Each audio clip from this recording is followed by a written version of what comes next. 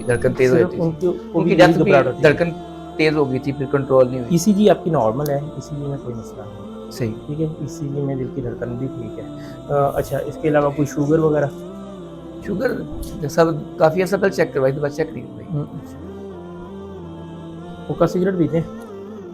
ये है कि भी मैं ज़्यादा ये समोसे, बोतलें वगैरह ये नहीं मैं पीता। ये मैं पी लूँ तो ये मुझे स्टमक पेन का। सिगरेट वगैरह पीते हैं? हाँ जी? सिगरेट? नहीं, सिगरेट। अच्छा, सही। जैसे एंजाइटी है आपको, दिल का कोई इशू नहीं है, अल्लाह ताला करम करेगा। तो ये थोड़ा टेंशन लेते हैं, ठीक है। तो कोई चेस्ट पेन नहीं है इनको, जस्ट घबराहट की कंप्लेन कर रहे हैं। बाकी मेडिसिन लिखते हैं, अल्लाह ताला करम करेगा, ठीक है। तो प्योरली एंजाइटी का केस है ये। सब ये वीकनेस शुरू होती है, जैसे बीपी। कोई किसी किस्म की कोई टेंशन वगैरह से हो सकती है। बीपी इस वक्त तो आपका बिल्कुल नॉर्मल आ रहा अच्छा जी। है, ठीक है। पहले ब्लड प्रेशर बढ़ता है आपका? नहीं, ब्लड प्रेशर मेरी धड़कन जो है वो अभी चंद दिन पहले 130 थी रात को।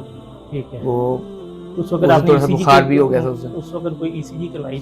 नहीं, इसी नहीं। अच्छा, जब फीवर होता है ना, तो तब भी टैकीकार्डिया हो जाता है। टैकीकार्डिया के डिफरेंट काजेज हो सकते हैं, जैसे कि बुखार, फीवर हो सकता है, कोई एंजाइटी हो सकती है, ठीक है, किसी किस्म का कोई इन्फेक्शन हो सकता है, ठीक है। स्टमक प्रॉब्लम भी साथ हो सकता है, ये स्टमक स्टमक प्रॉब्लम की वजह से घबराहट हो सकती है, ठीक है। बाल डिप्रेस में जल्दी होता हूँ, डिप्रेशन की वजह से, एंजाइटी की वजह से वेगस नर्व स्टिमुलेट होती है, उसकी वजह से फिर ये है कि दिल की धड़कन भी बढ़ती है और उसकी वजह से तेज़ाबियत भी रहती है।